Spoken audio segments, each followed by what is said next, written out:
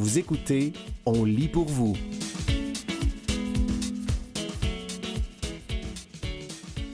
Avec Nadia Ferrouki, un tour du monde du matriarcat.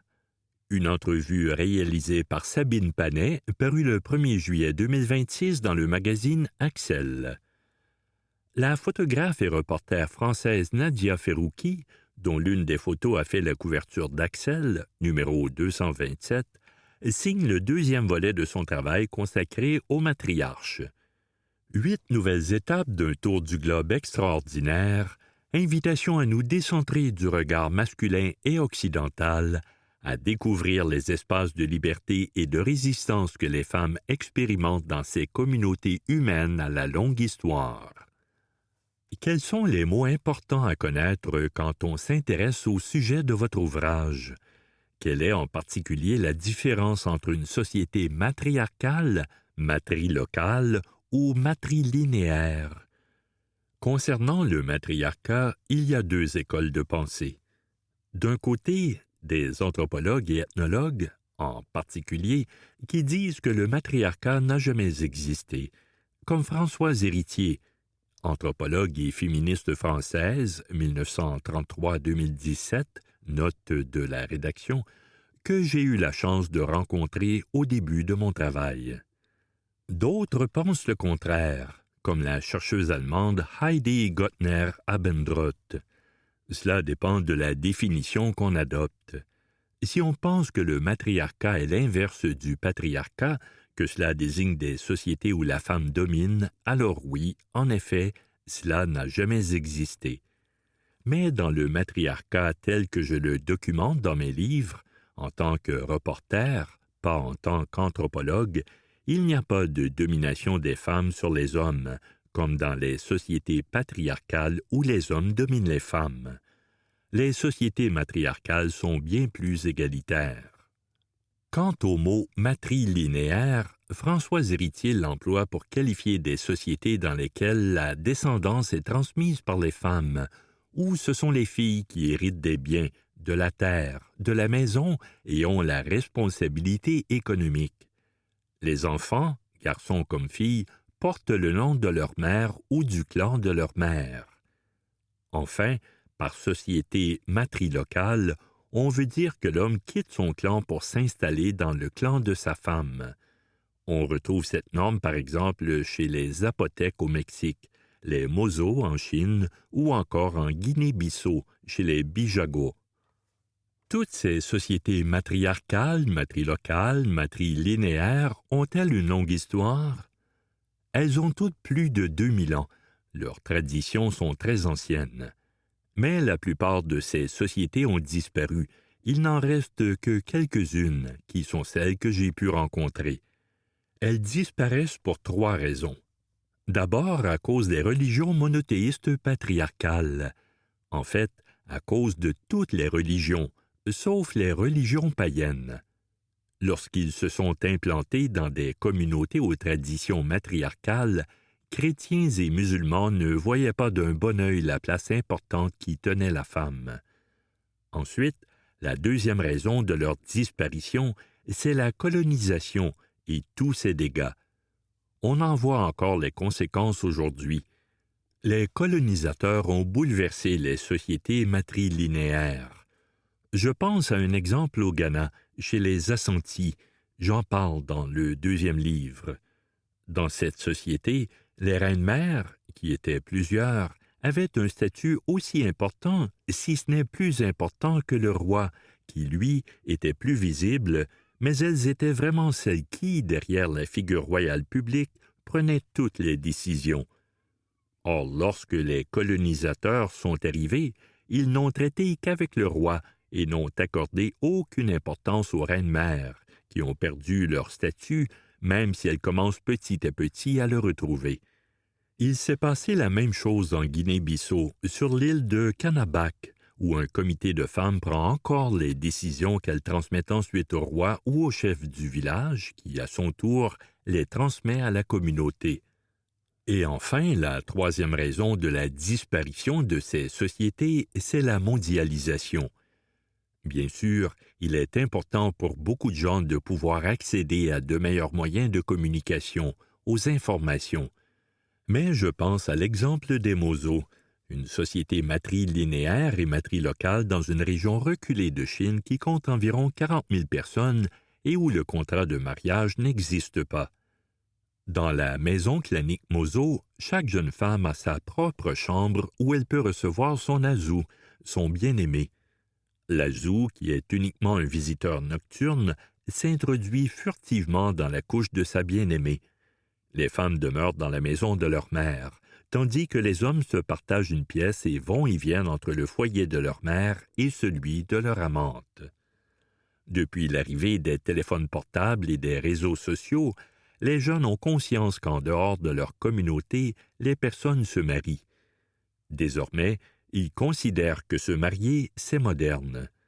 J'ai moi-même vu l'accélération de la présence du téléphone portable entre le premier et le deuxième livre. Tout en assistant à ces bouleversements, je me méfie d'un certain regret extérieur face à la perte de ce qui pourrait être perçu comme du folklore. En effet, pourquoi ces personnes n'auraient-elles pas droit, elles aussi, au confort de certaines innovations désormais accessibles? Même si nous connaissons tous aussi les travers de cette nouvelle technologie. Bien sûr, ces évolutions connaissent des nuances. Par exemple, en Indonésie, où les Minangkabau ont associé le droit coutumier, qui donne une place importante à la femme, avec l'islam, venu au XIIIe siècle. Sur l'île de la Grande Comore aussi, dans une société musulmane, c'est l'homme, polygame, qui se déplace d'une maison à l'autre et c'est la fille qui hérite. Vous écoutez, avec Nadia Ferrouki, un tour du monde du matriarcat. Une entrevue réalisée par Sabine Panet, parue le 1er juillet 2026 dans le magazine Axel. Votre deuxième livre n'est pas simplement une exploration complémentaire du premier. On sent un élargissement de votre regard sur les matriarcats. Vous intégrez aussi les femmes qui se mobilisent pour leurs droits, comme en Gambie par exemple, où vous vous intéressez à des femmes engagées pour l'abandon de l'excision. Le premier livre s'intéresse à des traditions millénaires qui existent encore aujourd'hui, qui ont su résister. C'est une forme d'introduction au concept de société matriarcale, matrilinéaire, matrilocale. Je me suis aperçu que c'était très peu connu. Et les livres d'anthropologie ne sont pas forcément faciles à lire. Je voulais traiter ce sujet de manière accessible et visuelle, tout en m'appuyant sur des légendes que j'ai entièrement écrites moi-même.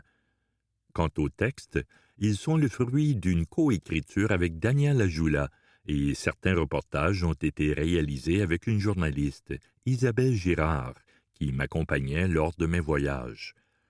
Je souhaitais avant tout m'intéresser au quotidien des personnes vivant dans ces sociétés, un aspect que la photographie permet de saisir et de rendre visible. Je ne voulais pas faire la même chose avec le deuxième livre.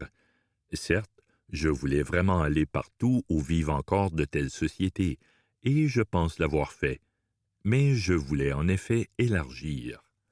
Lorsque j'ai été invité en Gambie dans une alliance française, structure de diffusion de la langue française, note de la rédaction, j'ai rencontré des femmes extraordinaires, mobilisées contre la pratique de l'excision. Je trouvais très important de les mettre en avant dans le livre, de même que je trouvais intéressant d'aborder la problématique de la polyandrie. Tout le monde connaît la polygamie, mais la polyandrie, non. Or, il y a des raisons pour lesquelles la société Nyinba au Népal pratique la polyandrie. Et puis, je devais aussi partir à la rencontre de combattantes au Kurdistan syrien, mais la frontière était fermée du côté irakien et je n'ai pas pu m'y rendre. Je veux visibiliser des histoires de femmes qui s'engagent pour les femmes, une sorte de féminisme, mais pas à l'occidental. On me demande souvent, est-ce qu'elles sont féministes, les femmes que vous rencontrez? La réponse est oui et non. Certaines ne se posent pas du tout la question dans ces termes et vivent en suivant leur tradition. D'autres, comme les femmes Samburu au Kenya, qui ont créé des villages pour se protéger des violences des hommes sont en revanche très explicites dans leur démarche. Est-ce que vous ressentez une forme d'urgence à faire connaître toutes ces sociétés, tous ces combats de femmes, alors que le contexte global très angoissant peut nous laisser penser qu'il n'y aurait pas d'alternative? Je suis très en colère avec l'Occident, encore plus en colère quand j'observe l'actualité géopolitique, climatique, sociale, les gens ouvertement racistes. Avec son approche paternaliste et coloniale, l'Occident a fait beaucoup de mal et continue pourtant à propager un modèle de modernité. Je trouve qu'il est urgent de regarder ces sociétés, pour la plupart dans les pays non occidentaux. Là, les femmes ont une place. Et pourtant, je parle du fin fond de l'Amérique latine, du fin fond de l'Asie, du fin fond de l'Afrique. Pourtant, dans les pays où résistent ces sociétés matriarcales porteuses d'une telle promesse d'égalité, les femmes n'exercent pas le pouvoir politique. En effet, il ne faut pas penser que ces sociétés sont idylliques pour les femmes. Elles ne sont pas parfaites. Les femmes n'y ont quasiment jamais le pouvoir politique, à quelques exceptions près. Elles ont plutôt le pouvoir économique, social, celui de la transmission. Est-ce que les communautés que vous avez rencontrées ont des espaces de dialogue entre elles? Je pense notamment à l'exemple de l'Union des communautés circumpolaires inuites qui, pour faire face aux dégâts de la colonisation de la Russie, du Canada, des États-Unis et du Danemark, et afin de se battre en faveur de leurs droits culturels, sociaux et climatiques, se sont rassemblés politiquement et pèsent désormais davantage dans les décisions qui les concernent. Non, pas à ma connaissance. Je crois qu'il serait très difficile pour elles de se rencontrer. Mais il est vrai que ces communautés partagent de nombreuses préoccupations liées à la situation mondiale, au changement du climat, et elles ont un rapport très fort à la nature. Je pense aux Bunong au Cambodge. Leur forêt sacrée est ravagée par des multinationales, dont l'une est détenue en partie par l'homme d'affaires français Vincent Bolloré. Les entreprises plantent à la place des EVA pour en extraire du caoutchouc. Sur place, Isabelle Girard et moi-même avons voulu un jour visiter l'une de ces exploitations. Un responsable nous a dit de revenir le lendemain, que la direction nous accorderait une interview, mais lorsque nous sommes revenus, le portail était fermé et les gardes ne nous ont pas laissé entrer. Ça en dit long. Je pense à un autre lien entre ces sociétés qui s'est fait au prétexte de mon travail. Quand je suis allé en Colombie à la rencontre des femmes Wayuu, j'avais pris un exemplaire de mon premier livre. Je fais toujours cela. J'organise des petits rassemblements pendant lesquels j'explique ma démarche en montrant les photos, en expliquant où je suis allé, qui j'ai rencontré, et puis j'offre le livre à la communauté. Avec les femmes Wayuu, à un moment donné, on tombe sur une photo du Kenya sur laquelle on voit des femmes Samburu se maquiller avec un pigment de terre rouge mêlé à de la graisse animale. Une femme colombienne s'est exclamée « Elles font comme nous ». Notre diversité est ce qui fait la beauté de cette planète, mais finalement, on n'est pas si différents. C'était, avec Nadia Ferrouki, un tour du monde du matriarcat. Une entrevue réalisée par Sabine Panet, parue le 1er juillet 2026 dans le magazine Axel.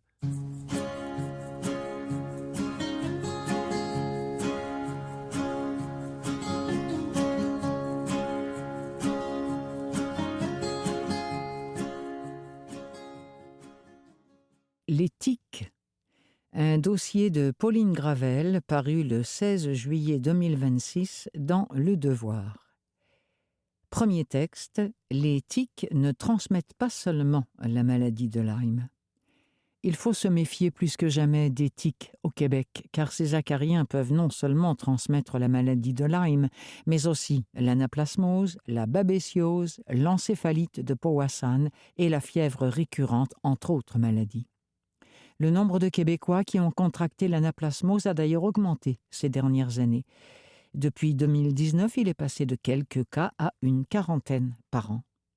L'anaplasmose est causée par la bactéria Anaplasma phagocytophilum, qui peut être transmise par la piqûre d'une tique à pattes noires, Ixodes scapularis infectée. Contrairement à la maladie de Lyme qui engendre généralement une éruption cutanée rouge en forme de cible qui s'étend progressivement autour de la morsure, l'anaplasmose n'a pas de symptômes aussi caractéristiques. 1 à 2 semaines après la piqûre, la personne infectée pourra souffrir de fièvre, de frissons, de céphalées, de myalgie, de malaises gastro-intestinaux, rien de précis donc. Dans un article publié lundi dernier dans le journal de l'Association médicale canadienne, des chercheurs de l'hôpital d'Ottawa décrivent le cas d'un patient de 79 ans qui s'est présenté à l'hôpital en raison d'une grande fatigue, de frissons et d'une faiblesse généralisée ayant causé une chute. Durant les jours suivant son hospitalisation, on a relevé une baisse anormale du nombre de ses cellules sanguines et immunitaires, mais aussi l'apparition de maux de tête, d'une hypoxie et, plus grave encore, d'une myocardite aiguë, une inflammation soudaine du muscle cardiaque qui diminue sa capacité à pomper le sang.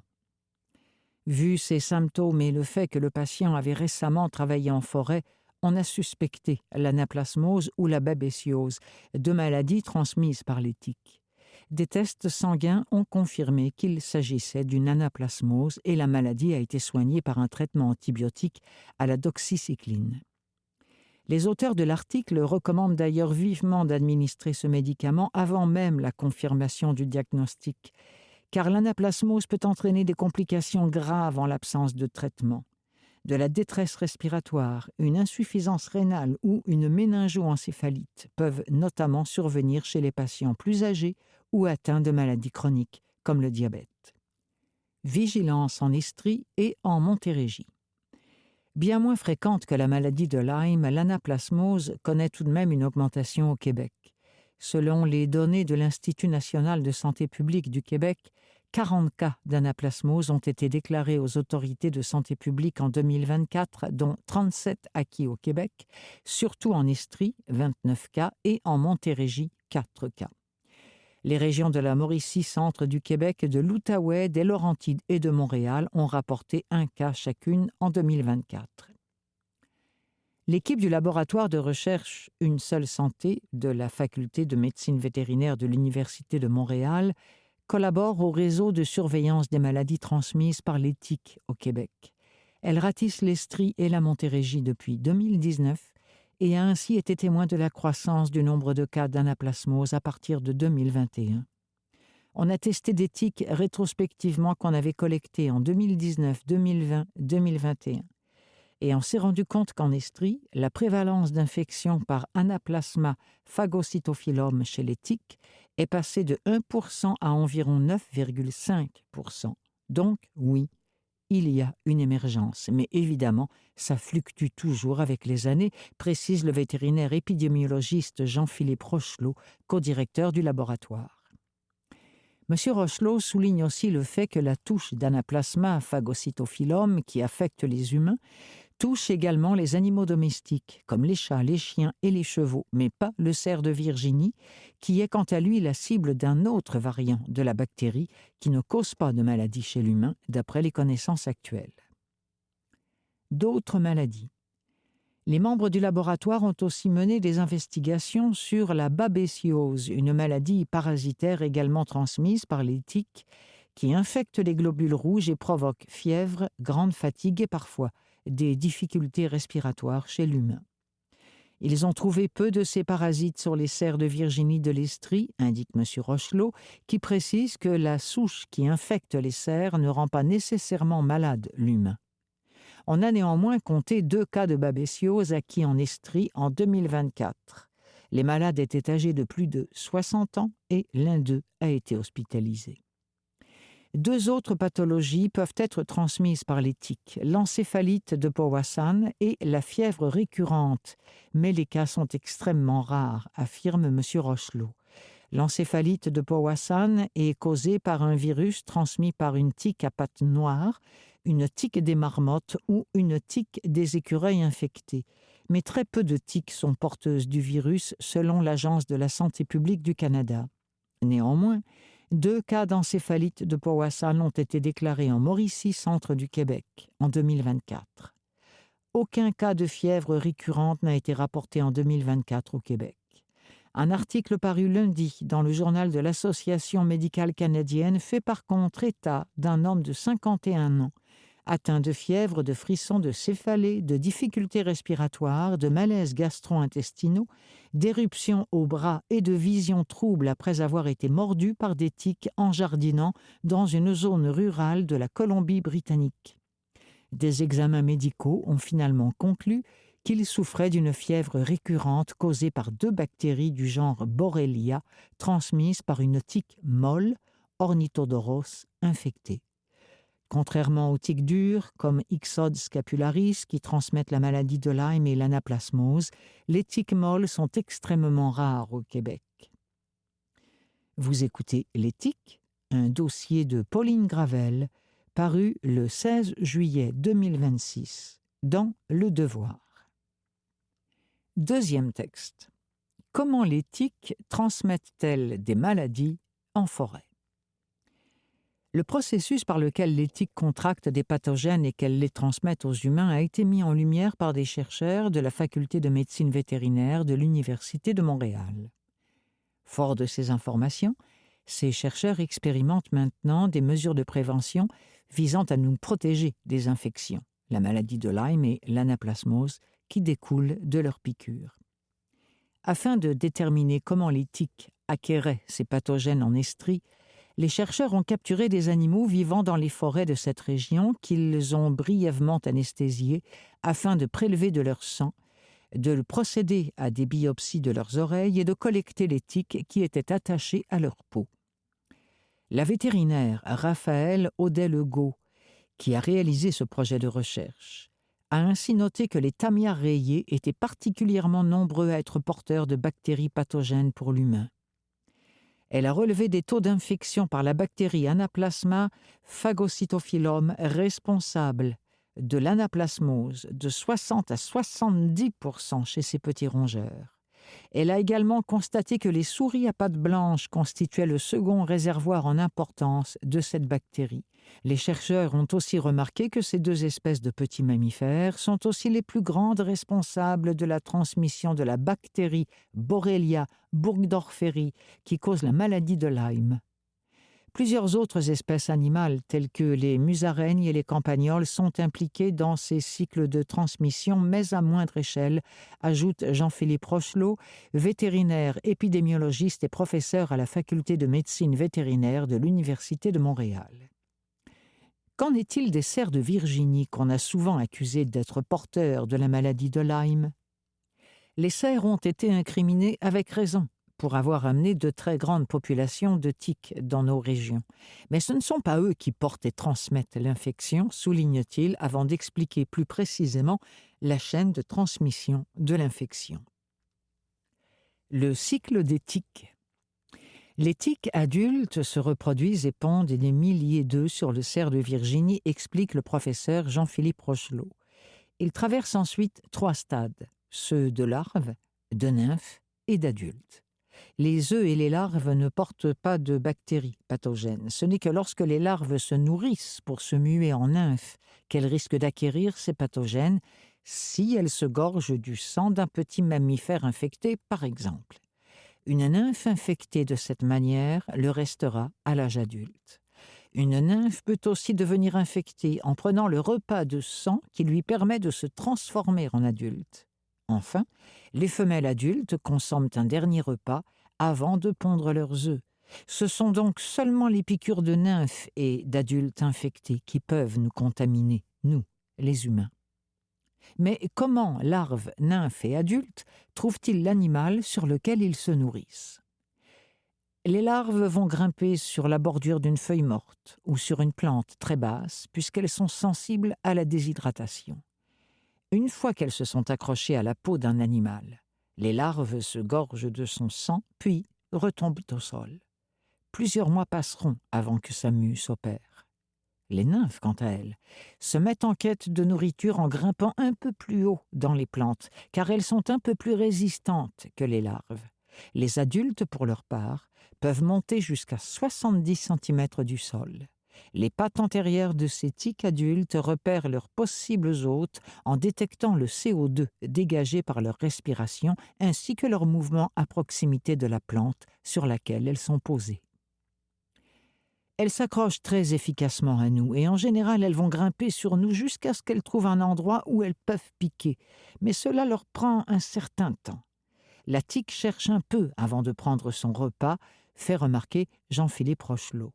D'où le fait que si on détache la tique de notre peau, moins de 24 heures après que la tique s'est accrochée sur nous, le risque est presque nul qu'il y ait eu transmission de la bactérie responsable de la maladie de Lyme.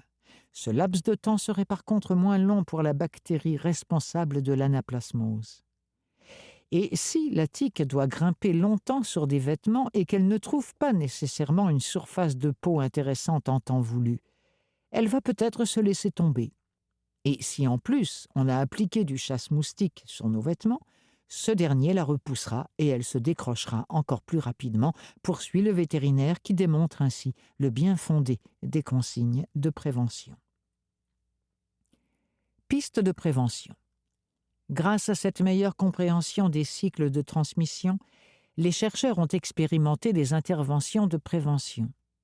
Une première, effectuée en Estrie et en Cour en Montérégie, a consisté à introduire dans la nature de petites boîtes à appât pour rongeurs qui constituent un grand réservoir de bactéries transmissibles par les tiques, dans lesquelles on a déposé des acaricides, des médicaments vétérinaires qu'on donne aux chiens et chats pour se débarrasser des tiques. Quand les tiques vont se nourrir sur les mammifères qui ont consommé ces acaricides, elles meurent. On a obtenu des résultats intéressants, mais on est encore loin d'un produit qui serait commercialisable, affirme M. Rochelot.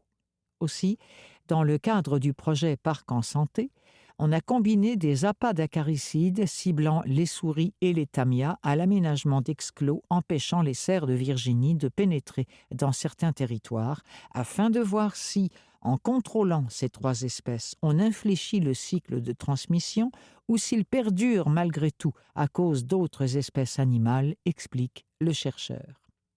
Ce projet se base sur l'hypothèse selon laquelle, si on empêche le cerf de Virginie d'aller sur un certain territoire, on diminue en théorie la population de tiques dans celui-ci.